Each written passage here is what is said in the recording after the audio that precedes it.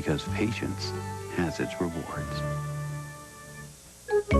No matter how you look at it, the blue label stands for the world's top banana, Chiquita bananas, quite possibly the world's perfect food. Live at 5 from the Iowa State Fair. Good morning. As the UN Security Council prepares to vote on military aid to supporters of the Bosnian government, Serbian leaders this morning are making some small concessions. They're offering what they call safe passage out of Sarajevo for mothers and children, and they claim to have opened up roadways for humanitarian convoys today, Wednesday, August the 12th, 1992. From NBC News, this is Today with Bryant, Gumbel, and Katherine, Couric. And good morning. Welcome to Today on a Wednesday morning. Katie continues on vacation. Margaret Larson continues to join over here. And Ann Curry's at the news desk. We're going to catch up with her in just a little bit. We'll talk of Bosnia and other matters. Then following that, we'll talk of good old American politics. It's getting down and dirty with 11 weeks to go, and the double A's are rearing their ugly heads: adultery and abortion. George Bush being forced to respond to both inside the Oval Office. We'll talk of that in this half hour. Bryant, also we're going to talk to a guy who's going to give us a break from both politics and summer reruns tonight. His name is Jerry Seinfeld, and his hit series is a little bit different. We'll find out where he's heading in the new season. We're also going to be hearing an interview with Yitzhak Rabin on the warming of relations with Washington, and a rather intriguing story in our second half hour. A black lawyer here in the New York area who put aside his Ivy League degrees and his six-figure salary, donned a busboy's uniform at a country club to tell us a thing or two about American racism. We'll get into that. Let's move to the news desk right now. Start the morning with Ann Curry. Ann, good morning. Good morning, Bryant. Civilian residents of Sarajevo are waiting today for an emergency exit to open. For the first time, Serbian fighters have agreed to let women and children leave the city. Authorities hope to begin that evacuation today. More from Martin Fletcher. There's a way out opening for the women and children of Sarajevo. The Serb and Muslim fighters have agreed to allow the women and children to leave the war-torn town. The first few hundred leave this morning. Tens of thousands will follow if the first convoys get away in peace. That isn't so sure. A busload of orphans flying white flags was attacked last week. Of the 50 infants, 2 were killed, 9 wounded. The United Nations is expected to pass a resolution permitting foreign troops to accompany humanitarian convoys and guarantee their safety by the use of force if necessary. All across Bosnia, Serbia, Croatia, refugees, mostly women and children, wait for a new home, for news of their husbands, fathers, sons fighting the war. These are Serbs who fled the fighting. These are Muslims who've lost their homes to Serbs. Most hope to find new homes in Austria or Germany. In the Bosnian capital, Sarajevo, another measure of the slaughter. They're running out of wood for coffins. From tomorrow, the dead will be buried in aluminum. Martin Fletcher, NBC News, Belgrade. Thousands of war prisoners are caught up in the chaos.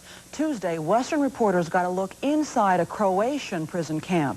Officials there said many of the Serbian prisoners in the camp will be returned to Serbia in an exchange at the border later this week. Meantime, life in Serbian detention camps is reportedly much harsher. There are reports of torture and deliberate starvation. Back here at home, President Bush is angrily dismissing reports that he had an extramarital affair with a staffer 8 years ago. And he's denouncing reporters for bringing up the subject, accusing them of adding a sleaze factor to the presidential campaign. Jim Mikuszewski joins us this morning with more from the White House. Jim, good morning. Good morning, Ann. The White House and Bush campaign want to nip this one in the bud. That's one reason why the president responded so angrily to reporters' questions. He denied one specific allegation, but refused to answer, "Have you ever?" Interest to the country. In an interview with NBC's Stone Phillips, Bush bristled at the very question. Have you ever had an affair? I'm not going to take any sleaze questions. The question was raised by allegations in a book reprinted in the New York Post that then Vice President Bush had an affair with a staffer during a conference in Geneva in 1984. Earlier at Kennebunkport, Bush denied that one. It's a lie. Rumors about Bush's private life have been around for years, but never proven. Bill Clinton was accused of having an affair by Jennifer Flowers. Clinton never denied it and appeared to take sympathy with Bush's plight. I didn't like it when it was done to me, and I don't like it when it's done to him. But Bush aides don't believe him. They accused the Clinton campaign of pushing the story about Bush in the first place. Bush himself accuses the media of perpetuating the sleaze. But it's ugly, and I don't want any part of it. And I think the media needs a little discipline on this, to be very honest with you.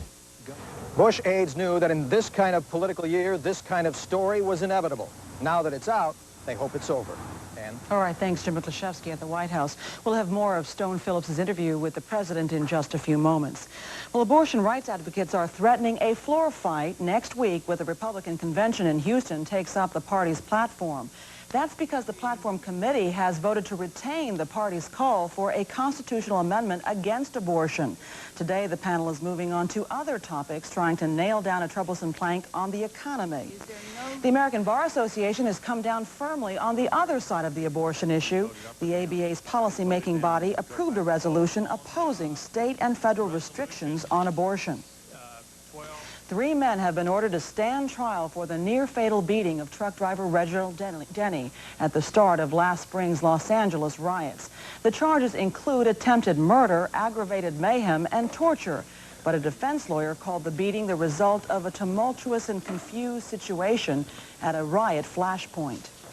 And today, the U.S., Canada, and Mexico are announcing a new free trade agreement. The agreement would create the largest trading bloc in the world. It is now 6 minutes past the hour. Let's go back to Bryant. All right. Thanks very much, Ann. Let's go to Willard Scott, who's down in the nation's capital this morning. We had a lot of rain up this way last night. Was that a beautiful front Man. that came through? Wasn't that gorgeous? I mean, the fact is, it is so pretty this morning. I hope it's as pretty in New York and the air's as sweet and It's pure. pretty nice. It came down in buckets, Will. I know, and that's good. That's the, I'm a Baptist. I love water from either end. But it's fantastic here this morning. It is gorgeous. And in Denver, Colorado, hallelujah, 100 years ago this very day and 7 days a week, 24 hours a day ever since, the unsinkable Molly Brown's Palace Hotel opened up. Wish him a happy 100th birthday. How sweet it is. Take a look, if you will, little birthday buddy this morning from Hallmark. Always a pleasure.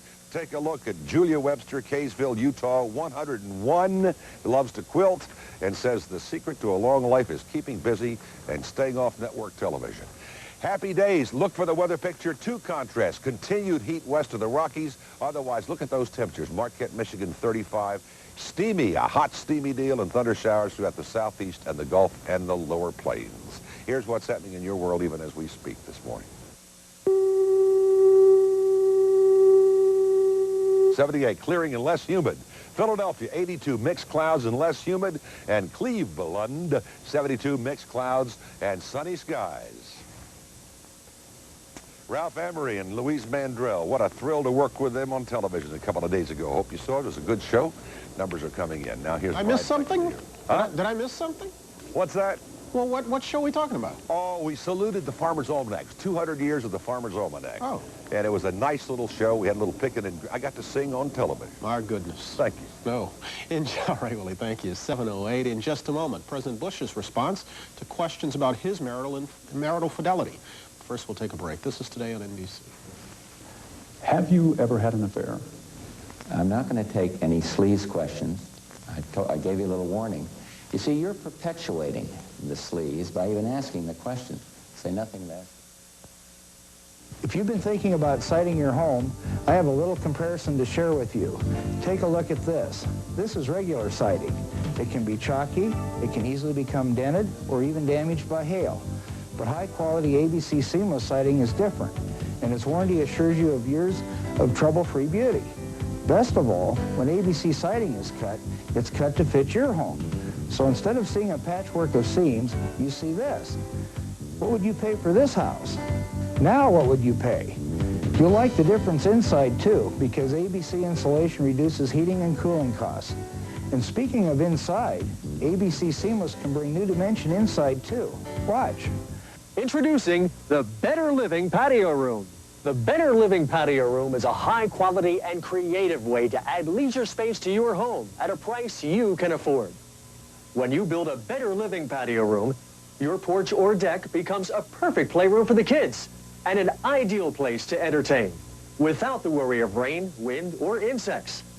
The Better Living Patio Room is maintenance-free and can be added to your home in just a few days. It features the safety of tempered glass, interlocking windows and doors, and a fully engineered roof system. If you're ready for better living and a solid investment value, Add a better living patio room to your home. Patio rooms and seamless siding, too. We're your home improvement specialists from inside out. How do I know? I'm Roger Johnson from ABC Seamless. Call us and find out more. Call now and save $700 on your seamless siding or patio room additions. Add beauty and comfort to your home with no money down and payments as low as $50 a month. Operators are on duty, so call ABC Seamless now for your free consultation. ABC, seamless siding, and now patio rooms, too.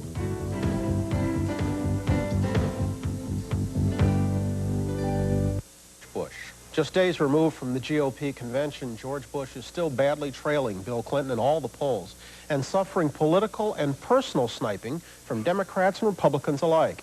Yesterday, Stone Phillips of Dateline NBC talked with the president about two disturbing A's, adultery and abortion. If your granddaughter, let's say, came to you and said in a few years, I'm pregnant, I want to have an abortion. I would talk her out of it, try to. But I'd do it, let me rephrase it for you. If my granddaughter said, I've done something terrible, I've robbed, I've stolen something, I'd stand by her. Of course I'd stand by my child. I'd love her and help her, lift her up, wipe the tears away, and we'd get back in the game. So in the end, the decision would be hers. Well, who else's could it be? I want her to comply with, you know, I'd like to be able to influence for the belief I have. You see, I'm offended by 1,500,000 abortions. I'm offended by that lack of respect for life. So I'd try to say these values, but your question was if she went ahead and did it, what would I do, I think? And I'd say I'd love her. Mr. President, the nature and character of this year's campaign has been that allegations about the candidates' private lives have been in the air. How did we get to this point? I don't know. I don't know. And it's not pleasant. It's ugly. You go after your family, your children. But it hasn't happened before this campaign. I've been through quite a few. And I don't know what it is, but it's ugly, and I don't want any part of it. And I think the media needs a little discipline on this, to be very honest with you. Governor Clinton has been asked directly. Be careful now, because this interview might end. So let me ask you. Yeah. Have you ever had an affair? I'm not going to take any sleaze questions. I gave you a little warning. You see, you're perpetuating the sleaze by even asking the question. Say nothing but asking it in the Oval Office, and I don't think you ought to do that. And I'm not going to answer the question. You were asked this morning to respond to a very specific allegation, which you very strongly denied. And I was just asking a more general question. And because I think it goes to the point of I've just character. answered the question for you. That's it. It has been said that you are often able to take the high road because others who work for you take the lower road and get the shots in, so that you're able to have it both ways. How do you respond to that? It's ironic that after you've been attacked month after month and you start to fire back a mild volley, I haven't seen anything yet, the other side starts yelling negative campaigning, low road. Isn't a reference to bimbo explosions by one of your staff people taking the low road? Is it any worse than what you've asked about today? Is it? Do you have any basis to accuse me by inference of anything? I didn't accuse you of anything. No, you didn't, but you're perpetuating it, and that's the problem with the sleaze business. And but the issue of character has been raised in this campaign. My point being, even by your own people. And without going into the specifics of the reports that came out this morning, it seems fair to ask you in a general sense. I don't think it's fair. I think it perpetuates sleaze. Okay, let's get a damage report. For that, we welcome our political panel. Al Hunt of the Wall Street Journal, Andrea Mitchell of NBC News, and subbing for the vacationing Tim Russert, our White House correspondent, Jim Miklaszewski. Good morning, all. Good morning, Brian. Jim, you've already weighed in on some of this, so let me move to Al and Andrea first. How much and how long are these charges likely to haunt the president? Al? Oh, I don't think they'll last very long, Brian. I think they have one effect in the sense that it neutralizes any hope that other Republicans had to sort of raise the marital infidelity issue, subtly or not, against Bill Clinton. But I don't think the story will last very long, nor do I think it should. Andrew? Yeah, I agree. I have a real problem with all this. I've been out on the road on this campaign, and I got to tell you, on the back roads of Iowa and Wisconsin, people are asking questions about the deficit. They don't know yet whom they're going to support, but they're concerned about the economy, about jobs, about health care, and I don't think any of this matters very much at all to the voters. Andrew, and we've got, I was just going to say, when we've got $300 billion plus in deficits as far as the eye can see, this seems a lot. Very silly. Andrew, do you think, as Al does, that this was the Democrats' way of warning Republicans that if they throw mud, they might get some on them? No, I don't. I don't have any proof one way or the other. It's very hard to tell, but I see no evidence that this was promoted by the Democrats. And the Republicans have certainly been throwing a lot of mud, the surrogates. There's been nastiness on both sides, but this seems to be tabloid journalism at its best. Man, let me just jump in for 1 second. I don't think the Democrats had anything to do with this. All I was saying is I think any Republican hopes of taking advantage of Clinton's previous problems have been neutralized. I don't think this was a Democratic plot. Yeah, I didn't mean to paraphrase you in that sense. Well, Brian, it was about the other aspect of it. Go ahead, Nick. Okay, first of all, I've talked to some reporters who have personally received faxes from the Clinton campaign. This story, according to these reporters, was in fact pushed by the Clinton campaign as early as a month ago. Now, whether somebody believes the Democrats are behind it or not, the White House certainly believes it, and they think it's part of a dirty tricks by the Democrats, and they're laying it all on James Carville, the bad boy of the Clinton campaign. And one senior aide here told us yesterday that when this is all over, Carville's going to make Donald Segretti of Watergate look like a choir boy. So it's starting to go back and forth here. I got to tell you, I cover these people every day, and I got a real problem with that because I've been asking them these questions. The very people you're talking about, James Carville, has never mentioned anything like that to me, and neither have I ever gotten a fax from them. What I've been getting faxes from them on are the economy and hard-hitting responses to Bush's challenge on economic questions. I'd like to add one other thing here. Despite the president's angry indignation to all this, the White House was glad this issue was raised so they could put it behind them. You know, they were disappointed about 3 months ago when that Vanity Fair article came out and Hillary Clinton raised the issue that no reporters asked Bush then. This answer by Bush yesterday was well rehearsed, believe me. He had 2 chances to respond to reporters yesterday. He used the exact same language, accused each reporter of raising sleaze, and said to each reporter that they should be ashamed of themselves. So while I'm sure he's very angry about the fact that it was raised, they're glad it was raised and got it behind them. Let me move on. Let me move on to something else the president said in that interview with Stone. On abortion, he sounded decidedly pro-choice, even saying at one point of his granddaughter, supposedly hypothetical situation, it would have to be her decision. That going to haunt him? I think it certainly might hurt him with some of the stronger ideologues within his own party, but it was a really human response, just as Vice President Quayle's response was a human response. George But isn't Bush, that the argument of the pro-choice folks? Sure it is. I think it may make him a bit vulnerable with some of the people in his own party, but I think that that voters will certainly understand that response. Look, Brian, I think the argument, Brian, might be if the president is not willing to impose his own position on abortion against his own granddaughter, then the pro-choice people might argue, well, why is he willing to impose his opinion on abortion on the rest of the American Go ahead, Al. Well, he's willing to do it, Mick, because he doesn't, this isn't one of conviction. This is a strategy. This is a tactic. George Bush said last night he's offended their 1.5 million abortions. In 1978, when there were 1.3 million abortions and he was a member of Planned Parenthood, he wasn't offended. George Bush takes this position for political reasons. We all know it. And that's the answer. I think his answer last night was a perfectly reasonable and honest one. Let me say one more thing, Brian, about James Carville and the Democrats on this sleaze factor. I've had the same experience as Andrea. And when the Jennifer Flowers tabloid story came out 4 or 5 months ago, Republicans were sending faxes to reporters and people from the Bush campaign. But neither the Bush campaign back then nor the Clinton campaign had anything to do with initiating this story. Let me change gears again. Let's talk foreign policy. The crises in Yugoslavia, Somalia, Iraq, etc. offer Bush a chance to look presidential and play to his strength. But they also carry, of course, enormous pitfalls. On balance, a plus or a minus for him domestically. Andrea? Well, I think on Yugoslavia that he blew it. People in his own party had to push him to be more aggressive. Margaret Thatcher had to call him, and it was a rare opportunity for Bill Clinton, who has no foreign policy experience.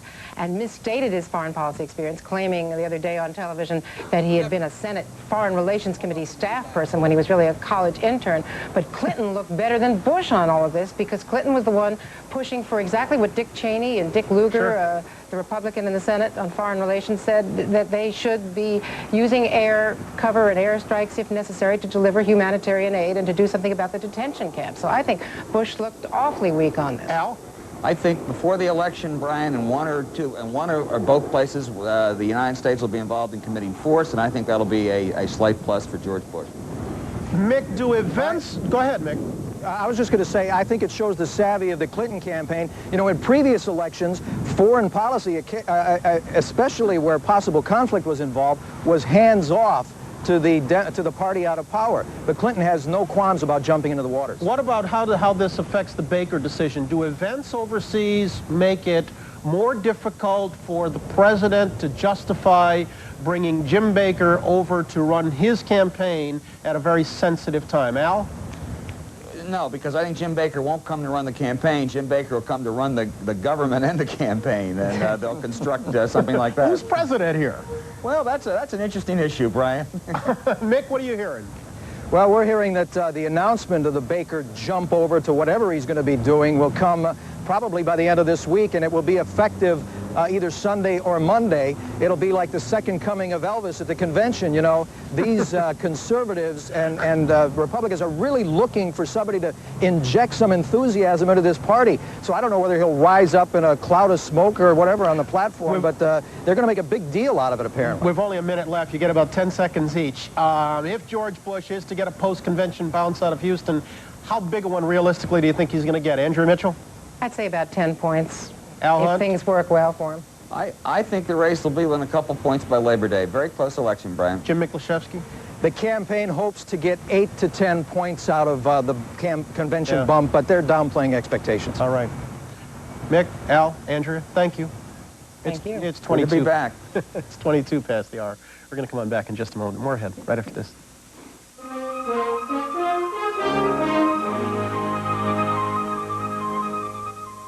Yours truly here picking up free shoebox cards at Hallmark.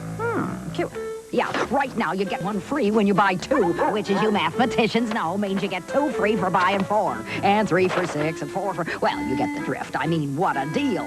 Sure, it means licking a lot of envelopes, but dogs love to lick, right, Floyd? Get a free shoebox card when you buy 2 at Hallmark, and check out all the other great values, too. Good job, Floyd. Now you can get started on the stamps. Finally, a chance to get away. Moments like this call for Gold MasterCard. We could find a romantic hotel. In Paris? It has the added credit you've earned. We could sneak off to the beach. Yeah, Maui. Plus, no card is accepted in more places at home and abroad. Or we could take a trip we'll all remember. Gold MasterCard, the best gold card to master the moment. Why put up with glasses that just don't fit? LensCrafters has so many ways to fit your snug points. Like snug fit pads that flex to comfortably hug your nose. LensCrafters, better fit for greater comfort in about an hour. I clocked you doing 70. We gotta get to Color Tile store-wide summer clearance! Final tile half price! Ceramic tile half price! DuPont stainless carpet up to 50% off! Color Tile store-wide summer clearance! Coast to coast! Save up to 50%! Sale ends Monday. In our next half hour, Jerry Seinfeld, you're a fan. I love his show, and I think he's very, very funny. We're going to find out a little bit more about the season opener tonight. I thought you were going to say we're going to find out just how funny he is. Yeah, well, we might do that, He doesn't too. have anything to prove, but he will be with us when we come back after a station. Can the Bush quail ticket come from behind? Join Tom Brokaw, John Chancellor, and the NBC News Convention team for nightly coverage of the Republican National Convention, August 17th. And do you, Doug, take Diane? Doug and Diane are about to do the hop. The hop to the great taste of Highlight from Wells Blue Bunny. Highlight is so high in flavor and so light in calories, it's a perfect marriage. With so many tantalizing flavors, it'll set your taste...